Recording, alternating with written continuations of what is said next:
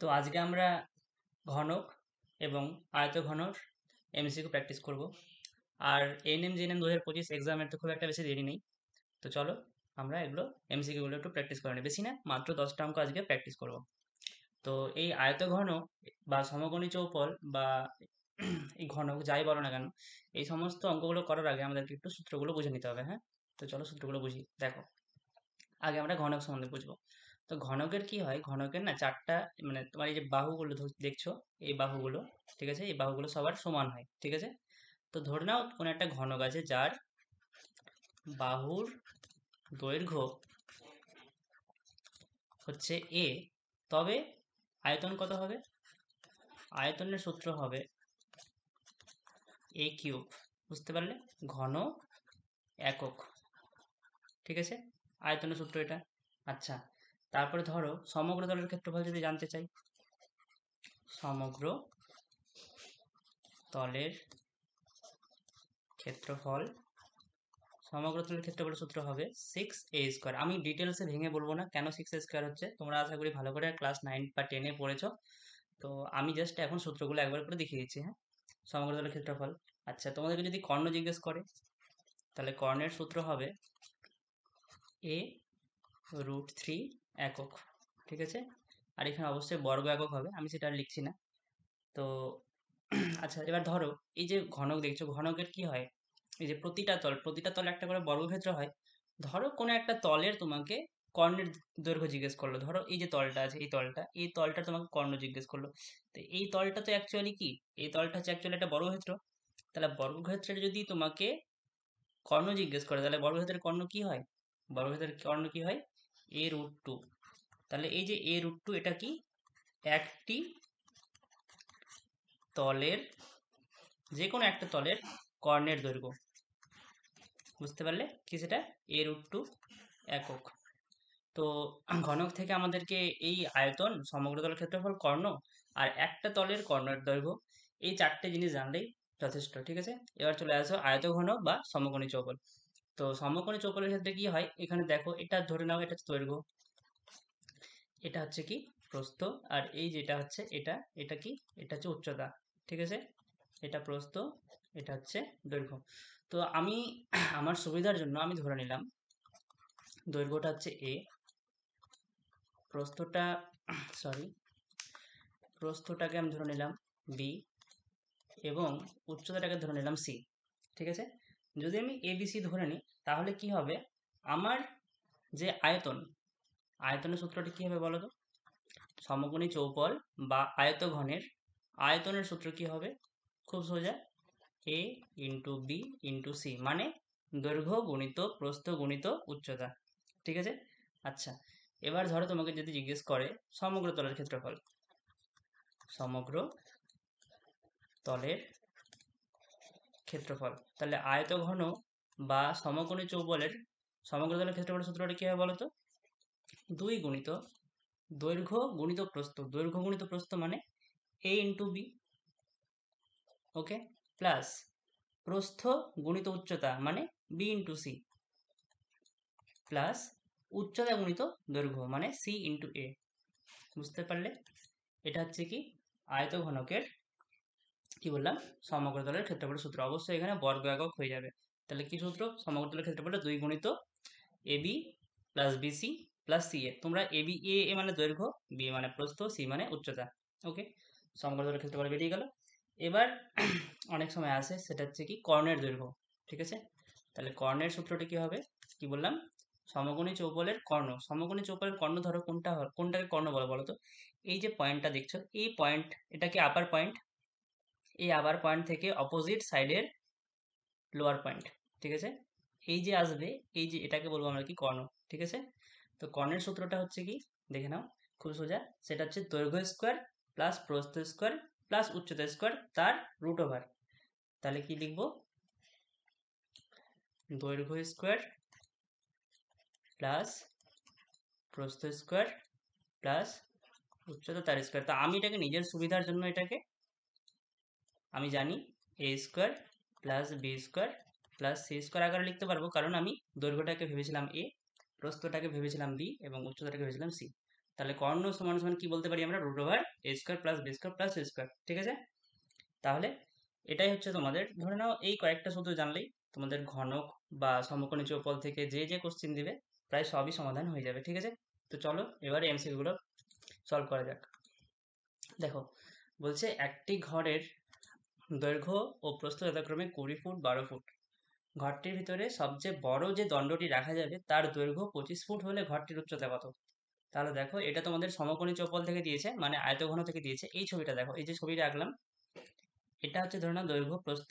তোমার এই যেটা, এটা কি, এটা হচ্ছে তোমার ধরে নাও সেই ঘরের মধ্যে যে দণ্ডটা, সব থেকে বড় সাইজের যে দণ্ড তুমি রাখতে পারবে সেটা হচ্ছে তোমার এই পয়েন্ট থেকে শুরু করে এই পয়েন্ট। ঠিক আছে, তাহলে সূত্রটা কি দেখলাম আমরা এখনই, সূত্রটা কি, দৈর্ঘ্য স্কোয়ার প্লাস প্রস্থ স্কোয়ার প্লাস উচ্চতা স্কোয়ার। এটা কি কর্ণের সমান সমান, তাই না, কর্ণের সূত্র এটা। তাহলে দেখো কর্ণের সূত্র কি বলেছে,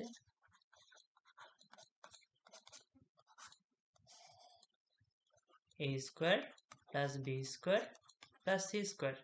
ঠিক আছে, আচ্ছা দেখো এখানে তোমাকে বলে দিচ্ছে যে দণ্ডটি রাখা যায় তার দৈর্ঘ্য 25 ফুট, মানে কর্ণ তোমাকে 25 ফুট বলে দিয়েছে, বুঝতে পারছো?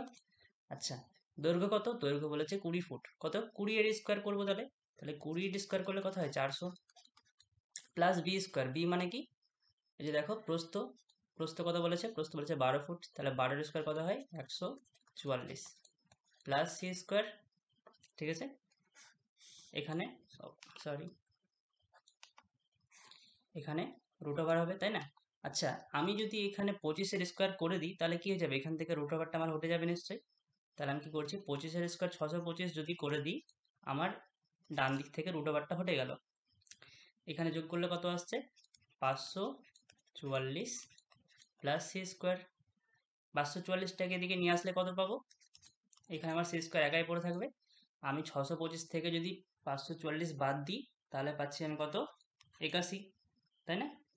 5 থেকে 4 বাদ দিলে 62 থেকে 54 গেলে 9, সরি 8, তাহলে 81 হলো। আর 81 থেকে কত পাবো, আমি যদি এখান থেকে স্কোয়ারটা হটিয়ে দিই তাহলে 81 কার স্কোয়ার হয়, 9 এর স্কোয়ার হয়। তাহলে তুমি পেয়ে গেলে সি সমান সমান কত, 9। Option option b. বুঝতে পেরে গেছো আশা করি। চলো এবার 2 নম্বর অঙ্কতে। বলছে একটি আয়তঘনের আয়তন একটি ঘনকের আয়তনের দ্বিগুণ। আচ্ছা দেখো ঘনকের আয়তন কত হয়, ঘনকের আয়তনের সূত্র দেখলাম এ কিউব। ঠিক আছে, কিন্তু তোমাকে বলেছে ঘনকের আয়তনের ডবল হবে, তাহলে এটা নিশ্চয়ই 2a কিউব হবে, তাই না? ডবল তাহলে কি 2a কিউব হবে। কিন্তু আমরা আয়ত ঘনকের সূত্রটা কি জানি, আয়তনের সূত্র, আমরা সূত্রটা জেনেছিলাম কি, a into b into c, মানে দৈর্ঘ্য গুণিত প্রস্থ গুণিত উচ্চতা। তোমার দেখো দৈর্ঘ্য প্রস্থ উচ্চতা দিয়ে দেওয়া আছে, তাহলে এই তিনটাকে যদি গুণ করি তাহলে আয়তন পেয়ে যাবো। তাহলে 9 গুণিত 8 গুণিত 6 করে দিলাম। তাহলে এখান থেকে এ কিউবের মান পেয়ে যাচ্ছি আমি, কত পাবো বলো, 9 গুণ 8, আর 2 ছিল এখানে, 2টাকে যদি আমি এখানে ডিভাইড করে দিই তাহলে 2 3 6, তাহলে 3 পেয়ে গেলাম। তাহলে এ সমান সমান কত পাচ্ছি দেখো, 8 3 24, 24-এর সঙ্গে 9 যদি গুণ করি 24 9 24 9 24 9 216। ঠিক আছে, তাহলে এ কিউব সমান সমান 216, তাহলে এ সমান সমান কত হবে, এ সমান সমান হবে অবশ্যই 8, কারণ 8-এর কিউব 216 হয়, তাই না? বুঝতে পেরে গেছো আশা করি। তাহলে দেখো এ সমান সমান 8 পেয়ে গেলে, তোমাকে জানতে চাইছে ঘনকের সমগ্র তলের ক্ষেত্রফল। তুমি এখনই দেখলে সমগ্র তলের ক্ষেত্রফলের সূত্র কি হয়, ঘনকের 6a স্কোয়ার। তাহলে 6 ইন্টু a স্কোয়ার, সরি 8-এর কিউব না তো, সরি সরি সরি 6-এর কিউব হবে, ভুলে গেছি এখানে, হ্যাঁ এখানে 6 হবে। তাহলে এখানে কত হচ্ছে 6-এর কিউব। তাহলে এখানে দেখো a স্কোয়ার, a স্কোয়ার মানে কি 6-এর স্কোয়ার, তাহলে এটা কত 6-এর কিউব হয়ে গেল। 6-এর কিউব কত হয়, 6-এর কিউব হয় 216। Option option option option c. ঠিক আছে, 2 নম্বর অঙ্ক হয়ে গেল। চলো 3 নম্বর অঙ্কতে। বলছে একটি সমকোণী চৌবলের দৈর্ঘ্য 20 সেমি, কর্ণের দৈর্ঘ্য 12, ক্ষেত্রফল 12। এখানে কিছু একটু কোশ্চেনটাতে ভুল হয়েছে, ঠিক আছে, থামো একটু থামো, এখানে কোশ্চেনটা একটু ভুল আছে, ঠিক আছে, একটু থেমে যাও। হুম একটি সমকোণী চৌবলের দৈর্ঘ্য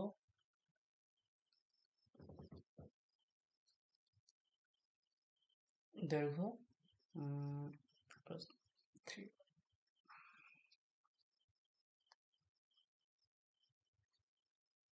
আচ্ছা, এই কোশ্চেনে কোনো একটা সমস্যা আছে, পরের কোশ্চেনে চলো।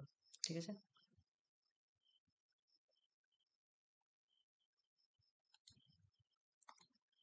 দেখো বলছে একটি সমকোণী চৌপালের মাত্রাগুলির সমষ্টি 18 মিটার এবং সমগ্র তলের ক্ষেত্রফল হচ্ছে 208 বর্গমিটার হলে কর্ণের দৈর্ঘ্য কত? ঠিক আছে, তো মাত্রাগুলির সমষ্টি বলতে তোমাকে কিন্তু এখানে মাত্রা বলতে কিন্তু a plus B plus c, মানে দৈর্ঘ্য যোগ প্রস্থ প্লাস উচ্চতা, এই তিনটার সমষ্টি বোঝাইছে। ঠিক আছে, মাত্রা বলতে এখানে কিন্তু দৈর্ঘ্য যোগ প্রস্থ গুণ ওটা লেখা আছে। হ্যাঁ, মানে তোমাকে a plus B plus c বলে দিয়েছে 18। ঠিক আছে, সমগ্র তলের ক্ষেত্রফলের সূত্র কি হয়? সমগ্র তলের ক্ষেত্রফলের সূত্র হচ্ছে 2 into A B plus BC plus CA. এটা সমগ্র তলের ক্ষেত্রফল, সেটা তোমাকে বলে দিয়েছে কত? 208। ঠিক আছে, তোমাকে জানতে দিয়েছে কর্ণের দৈর্ঘ্য কত। তাহলে কর্ণের সূত্রটা কত? কর্ণের সূত্রটা কি জানি আমরা? Root over A square plus B square plus C square, তাই না? কিন্তু তুমি এই সূত্র, এই জিনিসগুলো কিভাবে কাজে লাগাবে? তাহলে দেখো, একটা আমরা সূত্র জানি, সেটা হচ্ছে A plus B plus C whole স্কোয়ারের সূত্র। হ্যাঁ, A plus B plus C whole স্কোয়ারের সূত্র কি হয়? A square plus B square plus C square plus 2 into A B plus BC plus C A. এটা হচ্ছে কি A plus B plus C whole স্কোয়ারের সূত্র। তুমি এক কাজ করো, এই তিনটা সংখ্যাকে এখানে রেখে দাও আর এটাকে নিয়ে চলে যাও এদিকে। তাহলে কি হবে? A sorry A plus B plus C তার whole square minus 2 into A B BC C A সমান সমান কি হয়ে যাবে? A square plus B square plus C square, এটা তো থাকবে, তাই না? আমি কি করলাম, এই অংশটাকে বাম দিকে নিয়ে চলে আসলাম, একে রেখে দিলাম। তাহলে দেখো, এই যে সূত্রটা আছে A square plus B square plus C square, তার জায়গাতে আমি এই পুরো জিনিসটাকে রিপ্লেস করতে পারবো। এই অংশটাকে আমি এই অংশটাকে রিপ্লেস করতে পারবো। তাহলে কি A plus B plus C এর হোল স্কোয়ার। এই যে দেখো, তুমি এ প্লাস বি প্লাস সি এর মান জানো, তার কি করতে বলেছে? আমাকে স্কোয়ার করতে বলেছে। তাহলে কি করবো আমি? 18 স্কোয়ার করবো মাইনাস মাইনাস কি আছে? Minus 2 into A B plus BC plus C A. দেখো, তুমি এর মানটা জানো, 2 into A B plus BC plus C এর মান জানো কত? 208। তাহলে এখানে তুমি 208 লিখে দাও। বুঝতে পেরেছো আশা করি। ঠিক আছে, তোমরা যদি এই সূত্রটার জায়গাতে এই জিনিসটা লেখো, তাহলে তোমাদের আরো 30 সেকেন্ড সময় নষ্ট হবে, কোনো দরকারই নাই। তুমি ডাইরেক্ট এখানে মানটা বসিয়ে দাও। তাহলে 18 স্কোয়ার কত হয়? 324 মাইনাস 208। তাহলে এখান থেকে বিয়োগ করলে কত পাচ্ছ? 24 থেকে 8 বাদ গেলে 16, আর 3 থেকে 2 বাদ গেলে 1। ঠিক আছে, আচ্ছা এখানে একটু অপশানে ভুল আছে। অপশানে ভুল বলতে কি, এখানে রুট ওভার হবে। ঠিক আছে, এখানে 2 রুট 29, এখানে 2 রুট 27, এখানে 2 রুট 23, আর এখানে 2 রুট 31। এখানে কত পাচ্ছ তাহলে?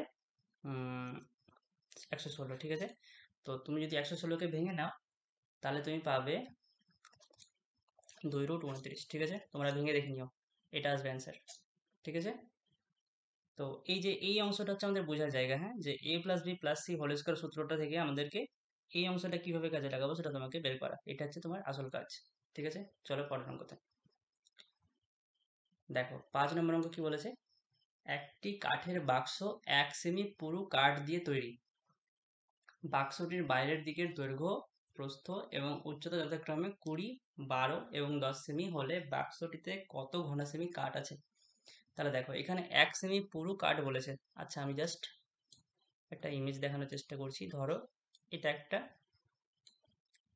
বাক্স আছে। ঠিক আছে, এটা বাক্সের ভেতরের অংশটা। ঠিক আছে, আর এটা হচ্ছে তোমার কাঠ। ঠিক আছে, এই অংশটা হচ্ছে কাঠ, কিন্তু এই যে এই অংশটা কিন্তু কাঠ আছে। ঠিক আছে, এগুলো কাঠ এখানে। ঠিক আছে, তো এতটা তোমার মোটা আছে। এই মোটাটাই বলেছে তোমার, এই যে অংশটা, এটাই বলেছে তোমার কত? 1 সেমি বলেছে। ঠিক আছে, তো দেখো, এখানে তোমার বলেছে বাইরের দিক থেকে 20 সেমি বলেছে দৈর্ঘ্য, প্রস্থ বলেছে 12 এবং উচ্চতা বলেছে 10। বাইরের দিক থেকে বলেছে কত? দেখো, এটা হচ্ছে আমার ভেতর দিকে, আর এই অংশটা হচ্ছে আমার বাইরে থেকে। এই যে আমার 1 সেমি পুরু আছে, এই 1 সেমি পুরুটা কি ভেতর থেকেও বাদ যাবে, বাইরে থেকেও বাদ যাবে। তাহলে যখন আমি ভেতরের দৈর্ঘ্যটা নিব, ভেতরের দৈর্ঘ্যটা কিন্তু আমার 20 -1 মানে 18 হয়ে যাবে, ঠিক আছে। একইভাবে প্রস্থটা আমার 12 থেকে -1 মানে 10 হয়ে যাবে, এবং উচ্চতা 10 -1 মানে 8 হয়ে যাবে। এটা হচ্ছে বাইরের, ঠিক আছে, আর এটা হচ্ছে ভেতরের। তো দেখো ডান দিক থেকেও বাদ গেল, বাম দিক থেকেও বাদ গেল, তাহলে কি -1 দুদিক থেকে বাদ যাবে। দৈর্ঘ্যের ক্ষেত্রেও সেম, প্রস্থর ক্ষেত্রেও সেম, উচ্চতার ক্ষেত্রেও সেম হবে, তাই না? তাহলে এবার দেখো তোমাকে বলেছে কি কতটা ঘন সেমি কাঠ আছে। তাহলে তুমি কি করছো, এটা হচ্ছে তোমার বাইরের, সরি এই অংশটা হচ্ছে তোমার ভেতরের।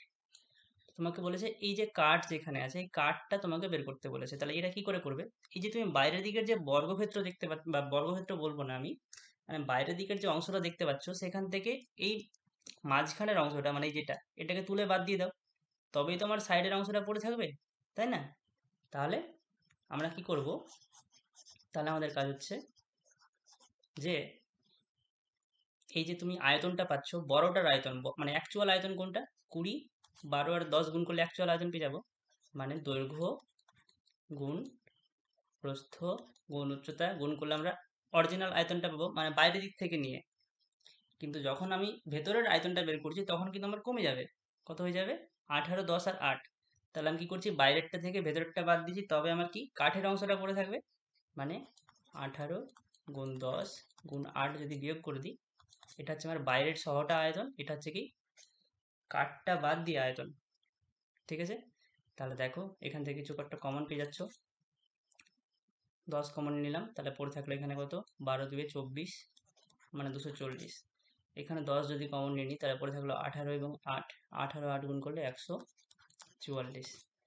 তাহলে এখানে 10 আর এখানে পাচ্ছি কত, 40 50 90 96। তাহলে 96 10 গুণ করলে 960, ঠিক আছে। এটা হচ্ছে কি তোমার কত ঘন সেমি কাঠ আছে সেটা, ঠিক আছে। চলো পরেরটাতে 6 নম্বরে কি বলেছে দেখো, বলছে 48 মিটার লম্বা এবং 31.5 মিটার চওড়া একটি নিচু জমিকে 6.5 ডেসিমি উঁচু করার জন্য পাশের জমিতে 27 মিটার লম্বা 18.2 মিটার চওড়া এবং চওড়া একটি ডোবা কাটা হলো। আচ্ছা দেখো, বলছে যে ডোবাটা কতটা গভীর হবে। আমি যতটা আমার জমিটা উঁচা হবে, এটা ধরো জমি, তাহলে এর যে আয়তন, আর আমি যে এখানে ধরো একটা ডোবা কেটেছি, ঠিক আছে, এই ডোবার যে এখানে দেখো দৈর্ঘ্য প্রস্থ উচ্চতা তিনটাই জিনিস আছে। হুম, জমির দৈর্ঘ্য প্রস্থ আছে, প্লাস এখন যে জমিতে মাটি দিলাম তাহলে জমির একটু উচ্চতা বাড়লো, তাহলে এখানে দৈর্ঘ্য প্রস্থ উচ্চতা তিনটাই আছে। আবার আমি এখানে যে যেখানে ডোবা করলাম সেখানে দৈর্ঘ্য থাকবে, প্রস্থ থাকবে, আবার গভীরতাও থাকবে। তাহলে এখানে যে মাটির আয়তন হবে, সেম মাটি আয়তনটা তো এখানেই হবে, কারণ এই মাটিগুলোই তো আমার এখানে গেছে, তাই না? তাহলে বোঝাতে চাইছি আমি যে এই গর্তটা বা ডোবাটার যেটা আয়তন পাবো আমি, মানে মাটিগুলোর নিয়ে সেম জিনিসটা এখানে এসেছে, তাহলে এখানে আর এটা সমান হয়ে যাবে, ঠিক আছে। তাহলে 48 31.5, এবং একটা জিনিস লক্ষ্য করো এখানে কিন্তু ডেসিমিটার বলেছে, ঠিক আছে। তাহলে ডেসিমিটারকে আমরা মিটার বানাবো, তাহলে ডেসিমিটারকে, সরি কি করছি আমি, 6.5 আছে, ঠিক আছে। তো ডেসিমিটারকে মিটার বানাতে গেলে কি করে, 10 দিয়ে ভাগ করতে হয়, আমি আগেই 10 দিয়ে ভাগ করে দিলাম, ঠিক আছে। তাহলে এটা কি পেয়ে গেলাম আমি, জমিতে যে মাটি ফেলেছি তার আমি আয়তনটা ধরে নাও আমি আয়তনটা পেয়ে যাচ্ছি, হ্যাঁ। এবার ডোবার কত বলেছে, ডোবাটা বলেছে 27 মিটার লম্বা, 27 মিটার লম্বা। আচ্ছা, চওড়া কত, 18.2।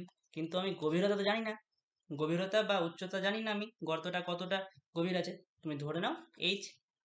তাহলে এই আয়তনটা আর এই আয়তনটা সমান, দৈর্ঘ্য প্রস্থ উচ্চতা, দৈর্ঘ্য প্রস্থ উচ্চতা সমান হয়ে গেল। এবার জাস্ট ক্যালকুলেশন করো, আর কিচ্ছু না, ঠিক আছে। তো দেখো কাটাকাটি করি, 3 9 27, 3 16 48। আচ্ছা, এখানে এখানে এখানে 9 3 হ্যাঁ দেখো এখানে 9 দিয়ে যাবে, 9 একে 9, 9 3 27, 9 5 45, ঠিক আছে। এক ঘর পরে দশমিক বসিয়ে দিলাম। আচ্ছা আবার যাবে 3 কত দিয়ে এখানে, 7 2 14, হ্যাঁ দেখো এখানে যাচ্ছে 7 2 14, 7 6 42, ঠিক আছে, দশমিক বসিয়ে দিলাম। এখানে 7 5 35, এক ঘর পরে দশমিক বসিয়ে দিলাম। আর আবার যাবে দেখো, 2 13 26, 2 8 16, ঠিক আছে।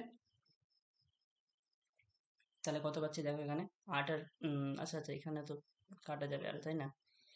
এখানে দেখো দশমিক দশমিক উঠিয়ে দিলাম, 13 একে 13, 13 5 দেখো তোমরা কাটাকাটি নিজের ইচ্ছা মতো করবে, হ্যাঁ, ওটা কোনো ব্যাপার না যে আমার মতনই করতে হবে। 13 একে 13, 13 5 65, 5 একে 5, 5 2 10, 2 একে 2, 2 4 8, ঠিক আছে। তাহলে এইচ সমান সমান কত পেলে, 4 এর সঙ্গে দশমিক 5 মানে কি 1/2, 2 একে 2, 2 2 4, অপশন বি, ঠিক আছে। পেয়ে গেছো? তাহলে ডোবাটা তাহলে কত গভীর হবে, 2 মিটার। চলো পরের অঙ্কতে দেখো, 7 নম্বর অঙ্কটা কি বলেছে, বলছে 10.2 মিটার, 8.4 মিটার এবং 6.2 মিটার মাত্রা বিশিষ্ট আয়তঘনাকার পেট্রোল ট্যাঙ্কে যে পেট্রোল ধরে তা দিয়ে 51 ডেসিমি, 31 ডেসিমি এবং 21 ডেসিমি কতগুলি ঘনাকার টিন ভর্তি করা যাবে। সোজা কথা, দেখো ধরে নাও এটা হচ্ছে একটা পেট্রোল ট্যাঙ্কার আছে, ঠিক আছে, ঠিক আছে। এবার আমার এখানে অনেকগুলো ছোট ছোট ট্যাঙ্কার আছে, ছোট ছোট অনেকগুলো। তো কতগুলো এখান থেকে এখানে যতগুলো তেল আছে সেই সেম তেলটা আমি এরকম ছোট ছোট সমস্ত ট্যাঙ্কারগুলোতে ভরে দেবো, ঠিক আছে, ট্যাঙ্কগুলোতে। তো কতগুলো ট্যাঙ্ক আছে আমি জানি না, আমাকে ধরে নিতে হবে, ধরে নিব যে এক সংখ্যক ট্যাঙ্ক আছে, ওকে।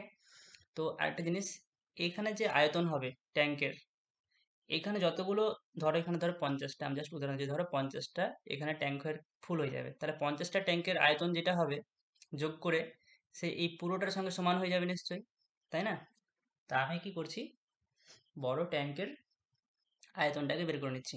দেখো এখানে একটা জিনিস দেখো, এখানে ডেসিমি ডেসিমি, এখানে আছে মি, তাহলে আমার কাছে হচ্ছে আগে ডেসিমিটারকে মিটার বানানো বা মিটারকে ডেসিমিটার বানানো।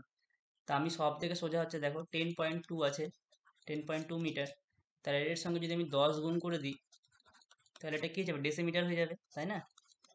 এটা ডেসিমিটার হয়ে যাবে, তাহলে সব থেকে ভালো পাই, তাহলে কত হয়ে যাচ্ছে, 102, 102 ডেসিমিটার হয়ে যাচ্ছে, তাই না?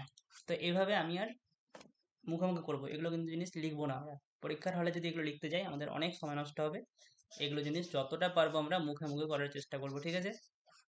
তো দেখো 102 ডেসিমিটার, এটা তাহলে কত হয়ে যাবে, 84 হয়ে যাবে নিশ্চয়ই, এবং এটা হয়ে যাবে কত, 62। তাহলে কি করলাম, দৈর্ঘ্য প্রস্থ উচ্চতা গুণ করে দিলাম, আয়তন পেয়ে গেলাম, কার আয়তন, বড় ট্যাঙ্কের আয়তন পেয়ে গেলাম। এবার দেখো ছোট ছোট ট্যাঙ্ক অনেকগুলো আছে, আমি তো জানি না কতগুলো আছে, তা আমি ধরে নিলাম এক সংখ্যক ট্যাঙ্ক আছে। এক সংখ্যক ট্যাঙ্কের আয়তন কত আছে, এই যে দেখে নাও সাইজ বলে দিয়েছে আমার কত, 51, 31 এবং 21, ঠিক আছে, কিচ্ছু না, এবার জাস্ট ক্যালকুলেশন করো, অ্যান্সার বেরিয়ে যাবে, হ্যাঁ। 51 দুইবার কাটলো, এর সঙ্গে 62 দুইবার কাটলো, 21-এর সঙ্গে 84 চারবার কাটলো, তাহলে 4 2 8, 8 2 16, অপশান সি, ঠিক আছে। 7 নম্বর অঙ্ক বুঝে গেছো আশা করি। চলো 8 নম্বর অঙ্কতে বলছে 2.5 মিটার দীর্ঘ ও 2.2 মিটার চওড়া একটি চৌবাচ্চা থেকে 110 বালতি জল তুলে নেওয়ার পর জলের গভীরতা 4 ডেসিমি কমে গেল, ঠিক আছে। বালতিতে কত লিটার জল ধরে, দেখো দেখো যখনই মিটার থেকে আমাদেরকে লিটার, দেখো এখানে বলেছে মিটার, ঠিক আছে। আবার দেখো প্রশ্নে তোমার জানতে চেয়েছে লিটার, সব থেকে বেস্ট উপায় মিটারটাকে ডেসিমিটার বানিয়ে দাও, তাহলে আর কোনো সমস্যা হবে না। কি বললাম, মিটারকে ডেসিমিটার বানিয়ে দাও, ঠিক আছে, মিটারকে ডেসিমিটার বানিয়ে দাও, তাহলে তোমার লিটার বের করতে সুবিধা হবে, ঠিক আছে। দেখো তো 2.5 মিটার মানে 25 ডেসিমিটার, 2.2 মিটার মানে 2.2 মিটার মানে হচ্ছে 22 ডেসিমিটার, তাহলে এটা কি দীর্ঘ, এটা হচ্ছে কি চওড়া, মানে এটা লম্বা এটা চওড়া। গভীরতা কত, গভীরতা বলেছে 4 ডেসিমি, ঠিক আছে, এটা ধরে নাও ট্যাঙ্কার, ঠিক আছে, যার 4 ডেসিমি গভীরতা, তাহলে এই যে 4 ডেসিমি গভীরতা কমলো, তার মানে কি এতটা জল আমি খালি করে দিয়েছি, তাই না? এতটা জল আমি খালি করেছি, তাহলে এই যতটা জল খালি করলাম তার আয়তনটা আমি বের করে নিলাম কিভাবে, 25 দৈর্ঘ্য প্রস্থ এবং গভীরতা গুণ করে। আচ্ছা এবার দেখো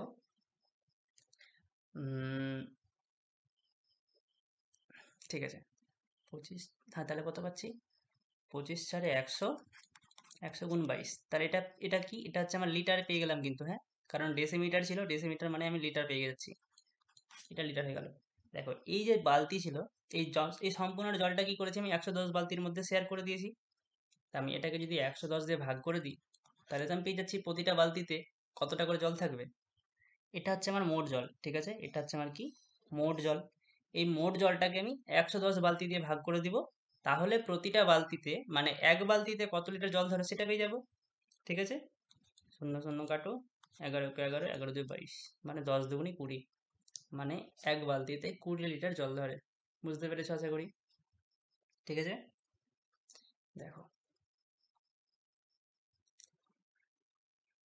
9 নম্বর অঙ্ক দেখো, বলেছে 15 সেমি বাহু বিশিষ্ট একটি লোহার ঘনক গলিয়ে 3 সেমি, এটা সরি এটা 3 হবে, ঠিক আছে, এটা 3 সেমি বাহু বিশিষ্ট, ঠিক আছে, একটুখানি ও হয়ে গেছে, এটা হবে 3 সেমি বাহু বিশিষ্ট কতগুলি লোহার ঘনক তৈরি করা যাবে। ঠিক আছে, এটা হচ্ছে ঘনক, ভেবে নাও।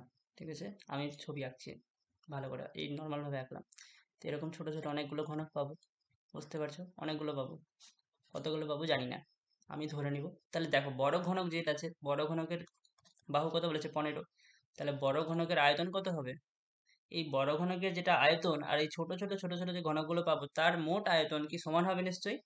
তাহলে বড় ঘনকের আয়তন কি, এ কিউব হয়, আয়তনের সূত্র কি এ কিউব, তাহলে কি 15 কিউব।